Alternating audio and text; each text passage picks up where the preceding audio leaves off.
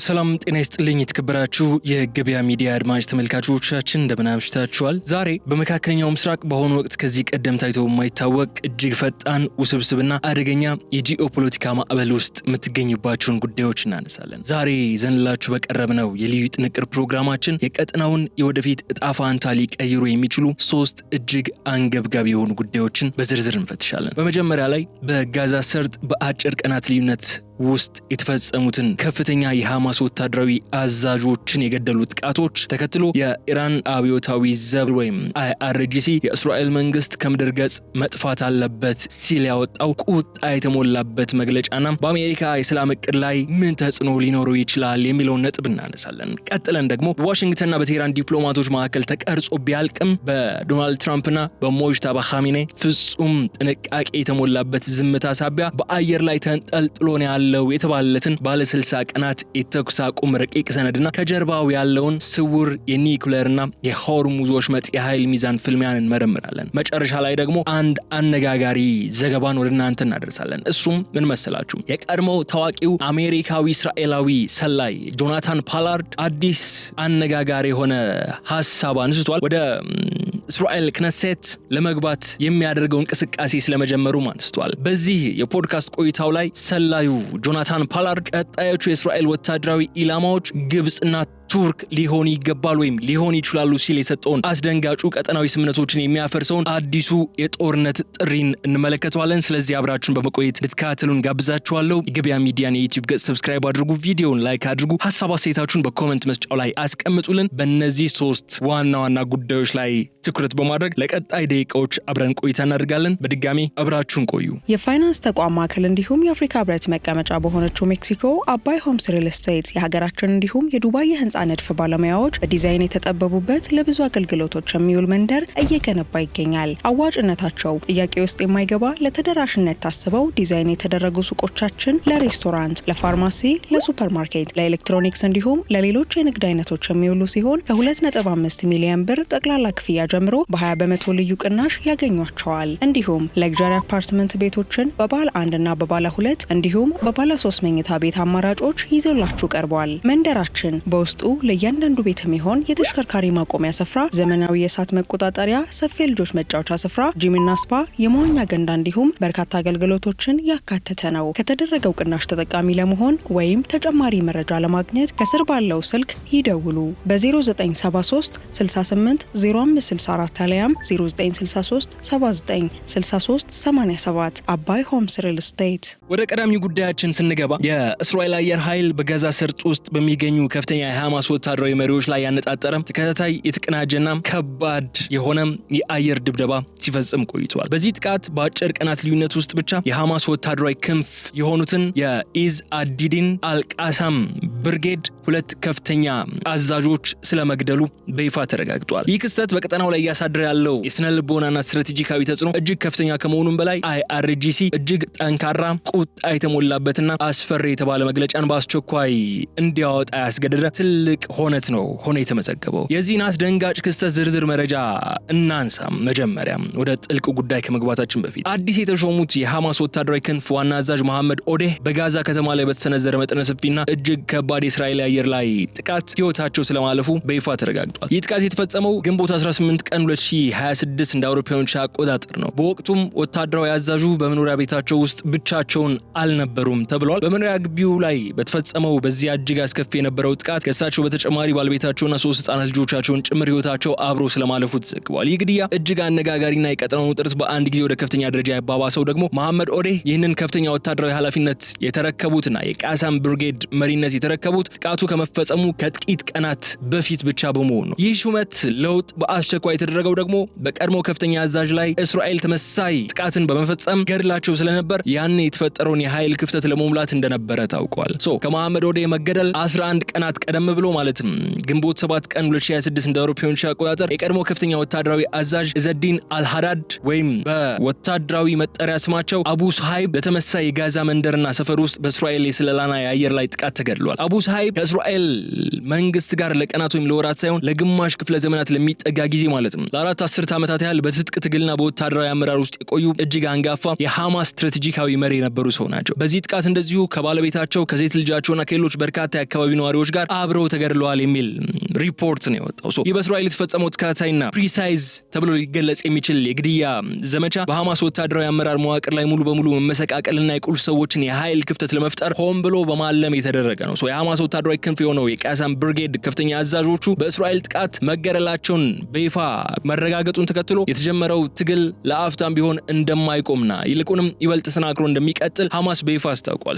የእነዚህን ተከታታይ ጥቃቶች መከሰት በቀጠናው ያሉት እንደ ኢራን ያሉ ኃይሎች እጅግ አስቆጥቷቸዋል። የእነዚህ ሁለት መሪዎች በአጭር ጊዜ ውስጥ መገደላቸው በቀጣይ ቀናት ለሚኖረው ወታደራዊ ግጭት አዲስና አደገኛ ምዕራፍ ከፋች ይሆናል የሚሉ ጉዳዮችም እየተነሱ ይገኛሉ። በተለይ መሐመድ ኦዴህ ገና ስልጣን ቢያዙ ሳምንት ባልሞላ ጊዜ ውስጥ መገደላቸው እስራኤል በጋዛ ውስጥ ያላትን የስለላና የደህንነት መረብ ምን ያህል ያጠናከረች መሆኑን የሚያሳይ ሆኖ ተወስዷል። ለተቃውሞ ጎራ ግን አዲስ የአጸፋ ጥቃት ለማቀድ እንደማገዶ ሆኖ የሚያገለግል ነው ይህ የእስራኤሉ ጥቃት ማለት ነው። የእስራኤል ጥቃት የአየር ላይ ጥቃቶችን ተከትሎ ድምጻቸውን ካሰሙ ኃይሎች መካከል አንደኛው የኢራኑ አብዮታዊ ዘብ ወይም IRGC ነው። ታሪክ የማይረሳው እጅግ ጠንካራና ዛቻን የተሞላበት የማስጠንቀቂያ መልእክት ነው በይፋ ያወጣው። በዚሁ መግለጫው ላይ IRGC የሁለቱን ከፍተኛ አዛዦች ግድያን በጽኑ ከመኮንንና ከማውገዝ ባለፈም ለአጠቃላይ የምዕራብ እስያ ወይም ለመካከለኛው ምስራቅ ቀጠና ዘላቂ ሰላም፣ መረጋጋትና ደህንነት መምጣት ብቸኛው ግዴታውና የማይቀረው ቅድመ ሁኔታ የእስራኤልን መንግስት ሙሉ በሙሉ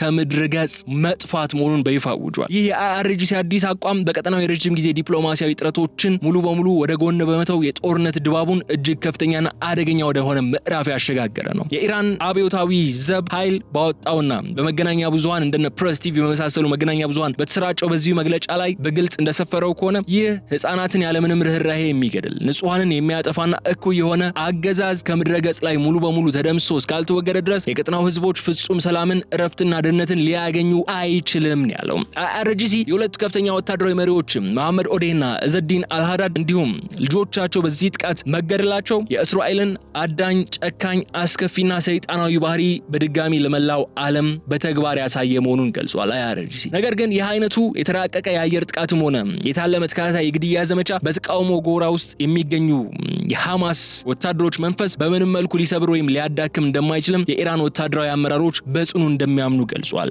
መግለጫው። ይልቁንም የእነዚህ አንጋፋና አዳዲስ መሪዎች መስዋዕትነት የፍልስጤም ምድርና የተቀደሰችውን የቅዱስ ከተማ ሙሉ በሙሉ ከወራሪዎች ነጻ እስክትወጣ ድረስ የሚደረገውን የተጋድሎና የትጥቅ ጉዞ ይበልጥ እንደሚያፋጥነውና እንደሚያጠናክረው መግለጫው ላይ በዝርዝር አብራርቷል። IRGC በዚሁ መግለጫው ላይ የኢራን እስላማዊ ሪፐብሊክ ለተቃውሞ ጎራ ወይም ለአክሰስ ኦፍ ሬዚስታንስ የምታደርገውን ሁለንተናዊ ወታደራዊ፣ ፖለቲካዊና ዲፕሎማሲያዊ ድጋፍ አሁንም ያለምንም መሸራረፍ አጠናክራ እንደምትቀጥልም በድጋሚ ለማረጋገጥ እድሉን ተጠቅሞበታል። ከዚህ በተጨማሪ የቅዱስ ኃይል እነዚህን ጥቃቶችን ለመጋፈጥ ጥቃት አድራሾቹን ለመቅጣትና ሙሉ በሙሉ ለመደምሰስ በአብዮት ጥበቃ ኃይሉ ውስጥ ያለውን ቁርጠኝነት ወደ ኋላ እንደማይል በመግለጽ ይህ የቅርብ ጊዜ እስራኤል የግድያ እርምጃ በእስራኤል ላይ የሚሰነዘሩን የጋራ አጸፋዊ እርምጃ ይበልጥ አንገብጋቢና የማይቀር ያደረገው መሆኑንም አስታውቋል። የኢራን እስላማዊ አብዮታዊ ዘብ ኃይል ወይም IRGC ያወጣው ይፋዊ መግለጫ ቀስቱን በቀጥታ በእስራኤል ላይ ብቻ አይደለም አድርጎ ያበቃው። ይልቁንም ዋነኛውን ወታደራዊና የፖለቲካ ቀስ በቀጥታ ወደ አሜሪካና ወደ ምዕራባውያን አጋሮቿን ያዞረው። በተለይ የአሜሪካው ፕሬዚደንት ዶናልድ ትራምፕ ቀደም ሲል ይፋ ያደረጉትና በከበባ ውስጥ ለምትገኘው የተገለለችው የፍልስጤም ግዛት የተዘጋጀውን የሰላም እቅድ ተብሎ የሚገለጸውን ሐሳብ IRGC በጽኑ ሲኮንነው ተደምጧል። ይህ እቅድ ምንም አይነት ፋይዳ የሌለው ይልቁንም ለቀጠናው ውድመትና ጥፋትን የሚያፋጥን የአሜሪካ ተንኮል ሲልም በይፋ ፈርጆታል። የአብዮት ጥበቃ ኃይሉ በመግለጫው ውስጥ በአሜሪካ ፕሬዚዳንት ላይ እጅግ ጠንካራና ያልተለመዱ ቃላትን በመጠቀምም ክፉና ቁማርተኛ ሲል ነው የጠራቸው ፕሬዚዳንቱን። የፕሬዚዳንቱ የሰላም እቅዶች በተግባር ሲፈተሹ ከግድያ፣ ከእልቂት፣ ከቤተሰብ ውድመትና ከሽብር ውጪ ሌላ ምንም አይነት የሰላም ትርጉም የላቸውም ሲልም ነው የገለጻቸው። የመግለጫ ደግሞ በግልጽ የሚያሳይን መስላቸው የምዕራባውያን ዲፕሎማሲያዊ ጥረቶችና የአሜሪካ አሸማጋይነት እንዲሁም በጦርነቱን ለማቆም በምታደርገው ድርድር በአክሰስ ኦፍ ሬዚስታንስ ዘንድ ሙሉ በሙሉ አሜኔታ ያጡና እንደ ማታለያ የፖለቲካ ቁማር የሚቆጠሩ መሆናቸውን ነው ያሳየው። መግለጫው አሜሪካና ምዕራባውያን ጥምረት ለእስራኤሉ መንግስት የሚሰጡትን ዓለም አቀፍ ህግጋትን የጣሰና ያለምንም ቅድመ ሁኔታ የሚደረግ ሙሉ ወታደራዊና ዲፕሎማሲያዊ ድጋፍ ያወግዛል ሲልም አንስቷል። በመጨረሻ ደግሞ IRGC ለዘመናት የዘለቀውን የእስራኤል የጭካኔ ታሪክ የተፈጸሙት ተከታታይ ሰብአዊ መብት ጥሰቶችና አሁን በጋዛ ከተማ የተፈጸሙት ተከታታይ ወታደራዊ አዛዦችና ሌሎች ግድያዎች በተለይም በዓለም መድረክ ላይ የሰብአዊ መብት ተሟጋችን የሚሉትና የብሔራትን ነጻነት እንዲሁም ዲሞክራሲን እንደግፋለን የሚሉትን የምዕራባውያን አካላት እውነተኛ ማንነት ግብዝነትና ድርብ መስፈርት ወይም ደብል ስታንዳርዲዝም ለዓለም ህዝብ በግልጽ ያሳየ መሆኑን ያስገነዘቡ የአጠቃላይ ሁኔታ በመካከለኛው ምስራቅ ለዓመታት የዘለቀውና አሁን እየተባባሰ የመጣውን ቀውስ በጠረጴዛ ዙሪያ ድርድር ሳይሆን በኃይል ሚዛን በጽናትና በወታደራዊ ፍልሚያ ብቻ ምላሽ ሊያገኝ እንደሚችል የሚያሳይ ትልቅ ታሪካዊ ማሳያ ሆኖ ሊመዘገብ የሚችል ነው ይህ የIRGC መግለጫ።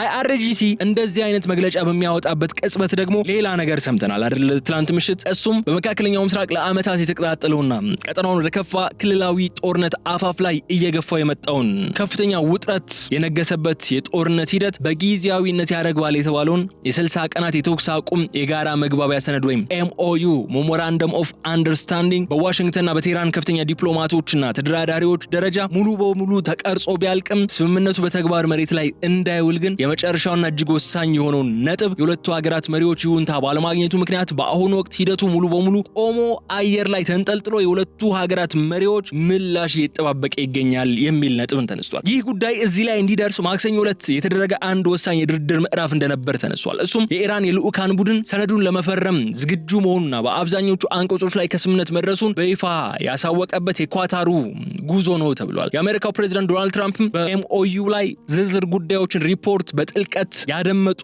መሆኑና የመጨረሻ ውሳኔ ከመስጠታቸው በፊት ግን ለተጨማሪ ቀናት ግምገማ መፈለጋቸውና በኢራን በኩል ደግሞ የሀገሪቱ እውነተኛ ስልጣን ባለቤትና ተጽዕኖ ፈጣሪ መሪ የሆኑት ሞጅታባ ኻሜኒ ሰነዱን እስካሁን ሳያጸድቁት መቅረታቸው ሂደቱን ወደ ከፋ አለመተማመን ውስጥ እንደከተተው ታምኗል። ይህ የሁለቱ መሪዎች ፍጹም ጥንቃቄ የተሞላበት ዝምታና ወደ ኋላ የማፈግፈግ እንዲሁም በአጋጣሚ የመጣ ጉዳይ አይደለም። እያንዳንዱ ወገን ከስምምነቱ የሚያገኙን የፖለቲካ ትርፍና ሊከፈል የሚችለውን የአገር ውስጥና ዓለም አቀፋዊ ዋጋ በጥንቃቄ በማስላት ላይ እንደሚገኝ የሚያሳይ ግልጽ ማረጋገጫ ተደርጎ ተወስዷል። ይህ ባለ 60 ቀናት የተኩስ አቁም ረቂቅ ሰነድ እንዲሁ ለአጭር ጊዜ ወታደራዊ ግጭቶችን ለማስቆም ብቻ ታስቦ የተዘጋጀ የተለመደ የሰላም ስምምነት ብቻ አይደለም። ቀጣይነት ላለውና ይበልጥ ውስብስብ ለሆነውን የኢራን የኒውክሌር መርሃ ግብር ድርድርና ለቀጠናው የረጅም ጊዜ መረጋጋት እንደ መነሻ በር እንዲያገለግል ተደርጎ የተቀረጸ እጅግ ሰፊ ስትራቴጂካዊ ፍኖተ ካርታ ነው። ይህ ስምምነት ወደ ተግባር ከተቀየረ በኋላ ሊመጣ የሚችለውን የጂኦፖለቲካ ሚዛን መለዋወጥ አስቀድመው የተረዱት ነው የሚመስሉት ዶናልድ ትራምፕ የራሳቸውን አስተዳደር ማክሲመም ፕሬሸር የሚለውን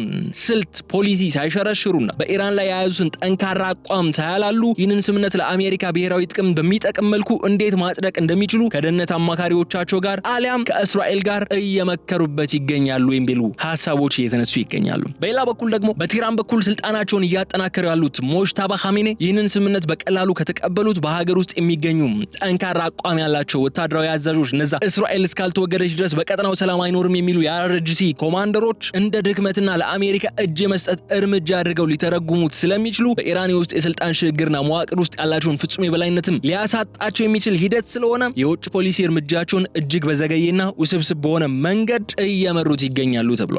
የዚህ ከፍተኛ ዲፕሎማሲያዊ ድርድር የመጨረሻ ምዕራፍ መዘግየቱ በዋሽንግተንና በቴህራን መካከል ብቻ ሳይሆን በመላው መካከለኛው ምስራቅ ላይ ትልቅ የስጋት ጥላ እያሳደረ የመጣ ሆኗል። በተለይ ስምምነቱ ሙሉ በሙሉ ውድቅ ቢሆን ወይም መሪዎቹ ሳይቀበሉት ቢቀሩ ቀጠናው የማይመለስበት መጠነ ሰፊ ጦርነት ማዕበል ሊያጋጥመው እንደሚችል መሰጋቱ ሁለቱ መሪዎች ምናልባትም ሰከን ብለው ዝርዝር ጉዳዮችን ለማየት መርጧል የሚል ነጥቦችን ተነስቷል። ከዚህ ባሻገር በዚህ ባለ 60 ቀናት የሰላም ስምምነት ረቂቅ ውስጥ የተካተተውና ለዋሽንግተን ትልቅ ስትራቴጂካዊ ስኬት ተደርጎ ሊወሰድ የሚችለው ዋነኛው የድርድሩ ምሰሶ ምን መሰላችሁ? የኢራን የኒውክሌር መሳሪያዎች በይፋም ሆነ በሚስጥር ላለማልማት ግልጽ ቁርጠኝነት ማሳየት በተኩስ አቁም ወቅት ቀዳሚ አጀንዳ ሆኖ የሚወሰደው በኢራን እጅ የሚገኘውና እጅግ ከፍተኛ መጠን ያለው የበለጸገ ዩራኒየም ሙሉ በሙሉ ከሀገር ማስወገድ የሚለው እጅግ አከራካሪው አንቀጽ ነው። ምንም እንኳን ከኢራን ወገን የሚመጡ ድምጾች አሁን በዩራኒየምና በኒውክሌር መሳሪያዎች ዙሪያ ምንም አይነት ንግግር ለማድረግ ፍቃደኞች አይደለንም፣ እየተወያየንም አይደለንም፣ በሚኖረው የ60 ቀናት የተኩስ አቁም ሂደት ውስጥ ነው በዛ ጉዳይ የምናወራ የሚሉ ነገሮች ቢነሱም ወደ አሜሪካ የሚመጡ ድምጾች ግን እነዚህን ነው እያነሱ ያሉት። የአሜሪካ የደህንነትና የወታደራዊ መዋቅር ይህንን ስምምነት እንደ ዋነኛና የማይታጠፍ ቅድመ ሁኔታ አድርጎ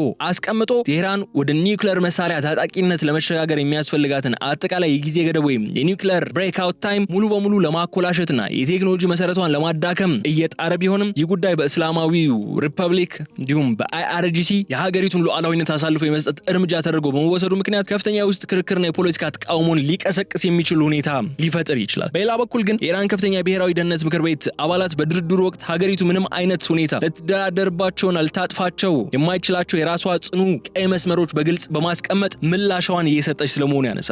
ይህ የሁለቱ ሀገራት ፍላጎት መጋጨት በተለይ የበለጸገው ዩራኒየም ከሀገር የማስወገዱ ሂደት በምን አይነት የደህንነት ቁጥጥር በየትኛው ወገን ወጪና ወደ የትኛው ሶስተኛው ሀገር ይዘዋወራል በሚለው ዙሪያ ሰፊ የቴክኒክ የሎጂስቲክስና የደህንነት ጥያቄዎችን የሚያነሳ ጉዳይ ይሆናል። ኢራን ቀደም ሲል አውሮፓውያን አቆጣጠር በ2015 ከነበረው የኒውክሌር ስምምነት ወይም JCPOA መፍረስ ያካበተችው ተሞክሮን በመጠቀም የኒውክሌር መርሃ ግብሯና የተገነቡ ማዕከላትን ሙሉ በሙሉ አሳልፋ ላለመስጠትና ዋስትና ለመጠየቅ የምታደርገው ጥረት በአሜሪካ በኩል ደግሞ ለወደፊቱ ምንም አይነት ቴክኖሎጂ ክፍተት የማይተውና ጥብቅ ያልተገደበ ዓለም አቀፍ ቁጥጥር እንዲኖር የመፈለጉ ሂደት ድርድሩ በመጨረሻው ሰዓት ላይ እንኳን ወደ መናጋት ወይም ሙሉ በሙሉ ወደ መፍረስ ሊያመራው የሚችል ትልቅ ስጋት ሆኖ ቀጥሏል ማለት ነው። በዚህ ዩናይትድ ስቴትስና በኢራን መካከል በተቀረጸው ረቂቅ ስምምነት ውስጥ ከተካተቱትና ለዓለም አቀፉ የኢኮኖሚ መረጋጋት እጅግ ወሳኝ ከሆኑት መሰረታዊ ድንጋጌዎች መካከል በሆርሙዝ ወሽመጥ በኩል የሚደረገው የዓለም አቀፍ የንግድ መርከቦችና የነዳጅ ማጓጓዣዎች እንቅስቃሴ ያለምንም ገደብ፣ ያለምንም ተጨማሪ ክፍያና ያለምንም ወታደራዊም ሆነ ፖለቲካዊ ትንኮሳ በነጻነት እንዲከናወን የሚደነግገው አንቀጽም ሌላኛው ቀዳሚ ስፍራ የያዘ ጉዳይ ነው። ይህ ነጻነትን በተግባር ለማረጋገጥና በባህር መስመሩ ላይ የተደቀነውን ስጋት ለመቅረፍ ስምምነቱ ከጸደቀበት ቀን ጀምሮ ባሉት የመጀመሪያዎች 30 ቀናት ውስጥ ኢራን በወሽመጡ ወሳኝ የውሃ አካላት ላይ የጣለችውን የባህር ውስጥ ፈንጂዎችና የደህንነት ስጋቶች ሙሉ በሙሉ የማንሳት ግዴታ ተጥሎባታል። አሜሪካ በበኩሏ በሆርሙዝ ወሽመጥ ላይ የጣለችውን ጥብቅ የባህር ላይ እገዳና ወታደራዊ ጫና በማንሳት መደበኛ የንግድ መርከቦች ጉዞ ያለምንም ስጋት እንዲጀመር ምቹ ሁኔታን ለመፍጠር ኃላፊነት ተጥሎባታል። በዚህ ጉዳይ ላይ ሊስማሙ የሚችሉበት ከፍተኛ እድል አለ። ዋናው ፖይንት የሆርሙዝ ጉዳይ የሚሆን አይመስለኝም። ለምን ከጦርነቱ በፊት ሆርሙዝ ክፍት ነበር። ሆርሙዝ ኢንተርናሽናል ዋተርዌይ ነበር እኮ ምንም አይነት ክፍያ የማይጠየቅበት ምንም አይነት ስጋት ያልተደቀነበት መርከቦች በሰላም የሚተላለፉበት መስመር ነበር። ስታትስ ኮን ለመመለስ የሚደረግ ጥረት ብዙም የሚያከራክር አይመስለኝም። ጉዳዮቹ ከዛ በላይ ናቸው። ይህ የ60 ቀናት የተኩስ አቁም ስምምነት የዓለምን የኤነርጂ አቅርቦት ከነዳጅ ዋጋ መናጋትና ከባህር ላይ ወታደራዊ እገዳዎች ስጋት የሚታደግ እጅግ ወሳኝ ዲፕሎማሲያዊ መሳሪያ ቢሆንም የፖለቲካው የመጨረሻ ውሳኔ በዶናልድ ትራምፕና በሞጅታባ ካሚኒ እጅ መውደቁና መዘግየቱ ግን በቀጠናው ያለውን ወታደራዊ ውጥረት ይበልጥ እንዲባባስ የሚያደርገው ነው። ይህ ስምምነት በመሪዎቹ ይሁንታ አግኝቶ ከጸደቀ የመካከለኛው ምስራቅ የንግድ መስመር የባህር ላይ ትራንስፖርት አዲስ መረጋጋትን የሚያገኝ ነው የሚሆነው። በተቃራኒው ግን ውድቅ የሚሆን ከሆነ ሆርሙዝ ብቻ አይደለም ሌሎች ዓለም አቀፋዊ ቀውሶችንም የሚያመጣ ወታደራዊ ግጭት የመምጣቱ ነገር መራራ እውነታ ሆኖ ቀጥሏል።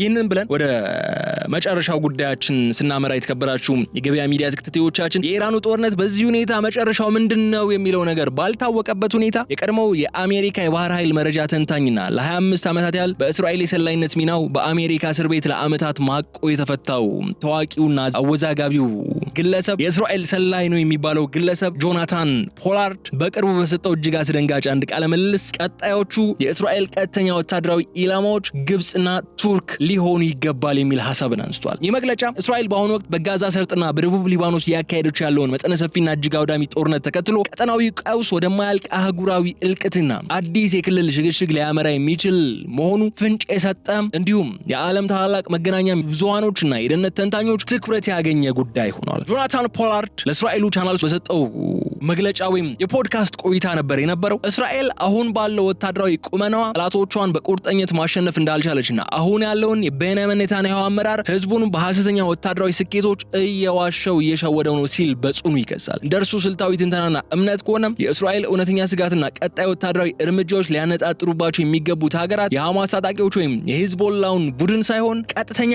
የካይሮውን የግብጽ መንግስትና የአንካራው የቱርክ አስተዳደር ናቸው ሲል ተደምጧል። ያባባል እስራኤል ከግብጽ ጋር ከ1979 ጀምሮ የተፈራረመችውንና የቀጠናው መረጋጋት ዋና ምሰሶ ተደርጎ የሚወሰደውን የካምፕ ዴቪድ የሰላም ስምምነት ሙሉ በሙሉ ዋጋ የሚያሳጣና አደጋ ላይ የሚጥል ንግግር ነው። ከዚህም በላይ በፕሬዝዳንት ረሲፕ ጣይብ ኤርዶጋን የምትመራውና የሰሜን አትላንቲክ ቃል ኪዳን ድርጅት ኔቶ አባል ሀገር የሆነችው ቱርክን መውጋት ማለት እስራኤልን ከዓለም አቀፉ ማህበረሰብና ከምዕራባውያን ጥምረት ጋር ቀጥተኛ ወታደራዊ ግጭት ውስጥ የሚከት አደገኛ አካሄድ ነው ፖላርድ እያነሳ ያለው። ግን ፖላርድ እስራኤል የውጭ ወታደራዊ ድጋፍን በተለይም የአሜሪካን የትጥቅ አቅርቦትና ዲፕሎማሲያዊ ከለላ ሳትጠብቅ በራሷ ወታደራዊ ጡንቻና ቴክኖሎጂ ሙሉ በሙሉ በመተማመን እርምጃዎችን ራሷን ችላ መውሰድ አለባች የሚል የራሱን አቋም ማራመድ ጀምሯል። ይህንን አዲስ ስትራቴጂውን በይፋ ለማሳካትና ወደ ስልጣን ማማው ለሚያደርገው ጉዞ የተሳካ እንዲሆንም ባለፈው ኦክቶበር 7 ሐማስ ጥቃት በፈጸመበት ወቅት ልጃቸው የሻኒ ሉክን በአሰቃቂ ሁኔታ በሞት ያጡትን ዝነኛውን አባት ኒሲም ሉክን ከጎኑ አሰልፎ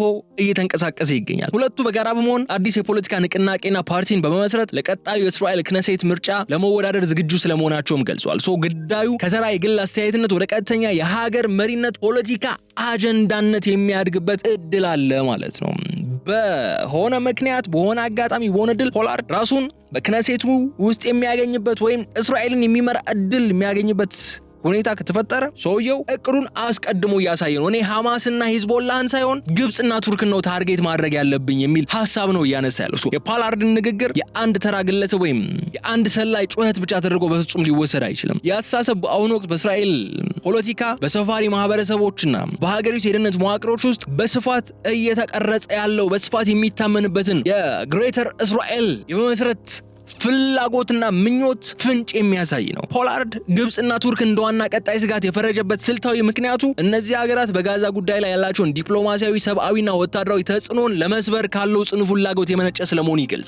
የግብጽና የቱርክ የጦር አቅም፣ የተደራጀ መደበኛ ሰራዊትና ዘመናዊ የባህርና የአየር ኃይል ትጥቅ ከሐማስና ከሂዝቦላህ የደፈጣ ውጊያ አቅም በእጅጉ የላቀና ግዙፍ በመሆኑ የእስራኤል ጦር ፊቱን አቅጣጫውን ወደ እነርሱ ማዞር መላውን መካከለኛው ምስራቅ ወደማይወጣበት የክልላዊ ጦርነት አዙሪት ውስጥ የሚከት ነው የሚለውን በሌሎች ወገኖች የሚነሳው ሐሳብ ግን ውድቅ ያደርገዋል። ይህ ደግሞ በሜዲትራኒያን ባህርና በሱዊዝ ካናል ላይ ያለውን የዓለም አቀፍ የንግድና የኃይል አቅርቦት መስመር መናጋትን ብቻ ሳይሆን የሚያስከትለው አዳዲስ የሀያላን ሀገራት ጥምረቶችና ሌሎች እንቅስቃሴዎችም የክፍለ ዘመናችን ትልቅ የጂኦፖለቲካ ቀውስ የማድረግ አቅም አላቸው። ያንን ጉዳይ ይህንን የፖላርድን የጦርነት ጥሪ ይበልጥ አሳሳቢና ሰፊ የሚያደርገው ደግሞ በእስራኤል ማህበረሰብ ውስጥ ያለውን ተቀባይነትና የታሪካዊ ዳራውን ስናየው ነው። ጆናታን ፖላርድ ለአይሁድ ብሔርተኞችና ለቀኝ አክራሪዎቹ ተራ ሰላይ ወይም ሰላይ ተብሎ የታሰረ ወንጀለኛ ሳይሆን ሀገሩን ከጥፋት ለመታደግ ሲል የራሱን ህይወት አሳልፎ የሰጠ ብሔራዊ ጀግና ተደርጎ ነው የሚወሰደው። እርሱ በአሜሪካ መረጃ መረብ ውስጥ ሆኖ ለእስራኤል የሚሰጠውን ሚስጥራዊ መረጃ በወቅቱ እስራኤል ከጎረቤቶቿ የምታገኙ የደህንነት ስጋት አስቀድማ እንድትከላከልና የአየር የበላይነት እንድትይዝ ረድቷታል የሚል ጽኑ እምነት አለ በሀገሪቱ ሊቃን ዘንድ።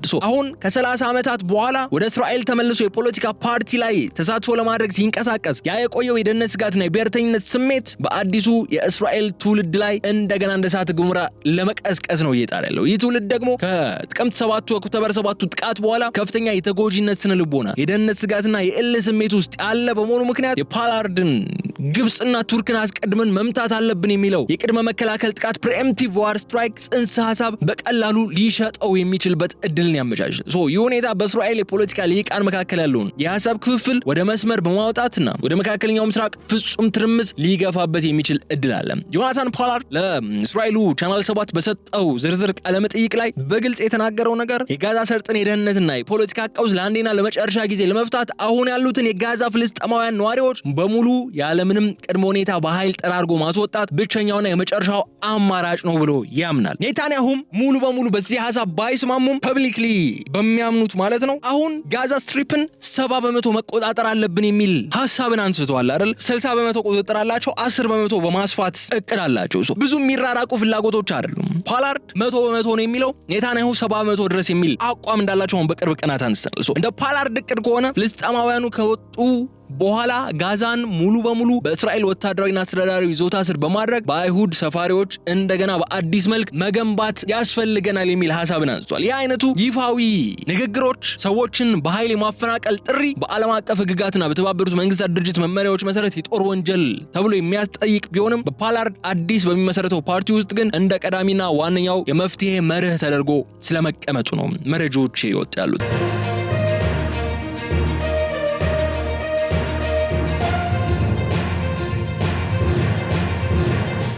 ፖላርድ አክሎ አሁን ያለው መንግስት የሚመሩት ጠቅላይ ሚኒስትር ቤንያሚን ኔታንያሁ ላይ እጅግ የበረታ ትችትም ሲሰነዝር ተደምጧል። ኔታንያሁ በየመድረኩ እየወጡ በጠላቶቻችን ላይ ፍጹምና ታላቅ ድል እየተቀዳጀን ነው የሚሉት የተለመደ ንግግር ቀዝቃዛ ውሸት ነው ሲል ያጣጥለዋል። እስራኤል እስካሁን በጋዛም ሆነ በሊባኖስ አንዱንም ጠላት በቁርጠኝነት ማሸነፍና ማጥፋት አልቻለችም የሚል አቋም አለው። በዚህም የኔታንያሁን አስተዳደር ከኦክቶበር 7 ጥቃት ወቅትና በኋላ የሀገሪቱ ህዝብ መከላከያ አጥቶ እንዲበተን በማድረጉ ምክንያት ህዝቡን ክዷል የሚል ጠንካራም ክህደት ክስም ያቀርብባቸዋል ኔታንያሁ ላይ። የፖላርድ የፖለቲካ ስትራቴጂና አካሄድ በእስራኤል ማህበረሰብ ዘንድ ይበልጥ ስኬታማና ሰሚነት እንዲኖረው ያደረገው የውስጥ ስልቱ ደግሞ የኦክቶበር 7 ጥቃት ህይወታቸውን ካጡና ታጋቾች ከነበሩ ቤተሰቦች ጋር የፈጠረውን ስሜታዊ መተሳሰር ነው። የሻኒ ሉክ አባት ከሆነው እንዲሁም በሀገሪቱ ከፍተኛ የህዝብ እዝነት ካለው ከኒስም ሉክ ጋር በመሆን አዲስ ፓርቲ ለመመስረት የሚያደርገው እንቅስቃሴ በጦርነቱና በድህነት መታወኩ ሳቢያ ከፍተኛ ቁጣ፣ ብስጭትና ሀዘን ላይ ያለው የእስራኤል ማህበረሰብ ንጹህ ስሜቱን ለራሱ ዓላማ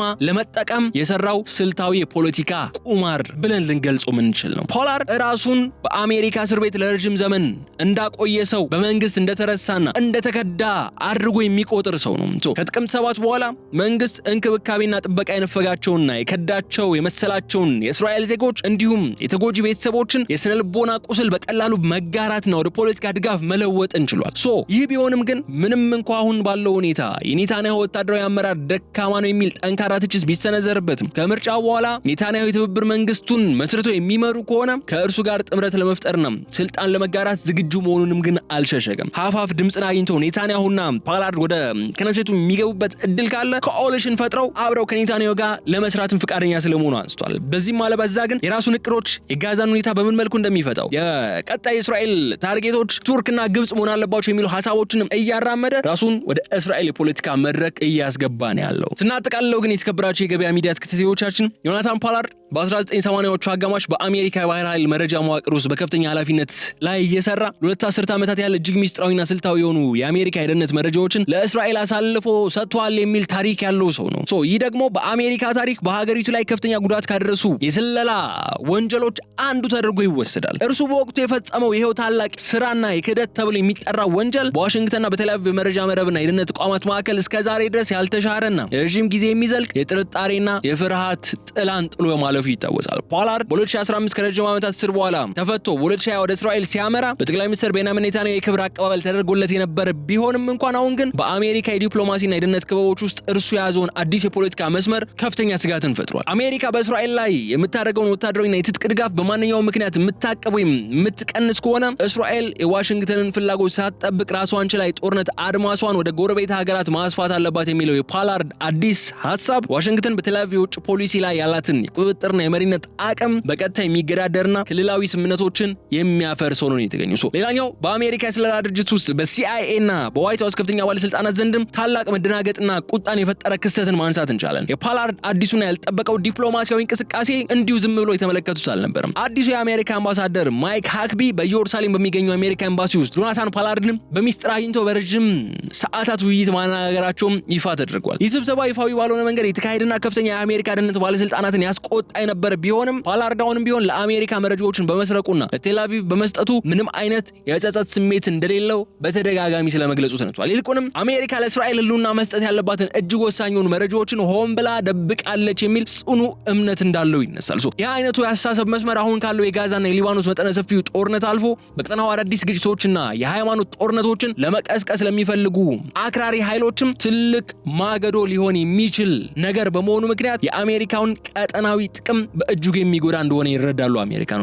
ስንደመድመው የጆናታን ፖላርድ ወደ እስራኤል ፓርላማ ወይም ክኔሴት ለመግባት የሚያደርገው ፖለቲካዊ እንቅስቃሴ ተራ የወንበር ውድድር ወይም የግል የስልጣን ምኞት ተደርጎ ሊወሰድ አይችልም። ይህ በመካከለኛው ምስራቅ ለሚመጣው ይበልጥ አስከፊ ለሚሆነውና መላውን የዓለም መረጋጋት ለሚያናጋው ሰፊው አህጉራዊ ጦርነት በር ከፋሽ ነው ሆኖ ሊወሰድ የሚችለው በማለት የዕለቱን የልዩ ጥንቅር ቆይታችን እዚህ ላይ እንቋጫለን። የተከበራችሁ የገበያ ሚዲያ ተከታታዮቻችን አብራችሁን በመቆየት ስለተከታተላችሁ እጅግ አድርጌ አመሰግናችኋለሁ። በቀጣይ በሌላ ጉዳይ መልሰን የምንገናኝ ይሆናል። እስከዛ ድረስ ግን በቸርነት ቆይልኝ እመኛለሁ። የገበያ ሚዲያን የዩቲዩብ ገጽ ሰብስክራይብ አድርጉ፣ ቪዲዮውን ላይክ አድርጉ፣ ሐሳብ አስተያየታችሁን በኮሜንት መስጫው ላይ እንድታስቀምጡ ጋብዛችኋለሁ። በቀጣይ በሌላ ጉዳይ መልሼ እመጣለሁ። እስከዛ ድረስ ግን በቸር ሰንብቱልኝ። ሰላም። የፋይናንስ ተቋም ማዕከል እንዲሁም የአፍሪካ ህብረት መቀመጫ በሆነችው ሜክሲኮ አባይ ሆምስ ሪል ስቴት የሀገራችን እንዲሁም የዱባይ የህንፃ ንድፍ ባለሙያዎች በዲዛይን የተጠበቡበት ለብዙ አገልግሎቶች የሚውል መንደር እየገነባ ይገኛል። አዋጭነታቸው ጥያቄ ውስጥ የማይገባ ለተደራሽነት ታስበው ዲዛይን የተደረጉ ሱቆቻችን ለሬስቶራንት፣ ለፋርማሲ፣ ለሱፐርማርኬት፣ ለኤሌክትሮኒክስ እንዲሁም ለሌሎች የንግድ አይነቶች የሚውሉ ሲሆን ከ2.5 ሚሊዮን ብር ጠቅላላ ክፍያ ጀምሮ በ20% ልዩ ቅናሽ ያገኟቸዋል። እንዲሁም ለግዠሪ አፓርትመንት ቤቶች ቤቶችን በባለ 1 እና በባለ 2 እንዲሁም በባለ 3 መኝታ ቤት አማራጮች ይዘውላችሁ ቀርቧል። መንደራችን በውስጡ ለእያንዳንዱ ቤት የሚሆን የተሽከርካሪ ማቆሚያ ስፍራ፣ ዘመናዊ የእሳት መቆጣጠሪያ፣ ሰፊ ልጆች መጫወቻ ስፍራ፣ ጂምና ስፓ፣ የመዋኛ ገንዳ እንዲሁም በርካታ አገልግሎቶችን ያካተተ ነው። ከተደረገው ቅናሽ ተጠቃሚ ለመሆን ወይም ተጨማሪ መረጃ ለማግኘት ከስር ባለው ስልክ ይደውሉ። በ0973 68 0564 አሊያም 0963 79 63 87 አባይ ሆምስ ሪል ስቴት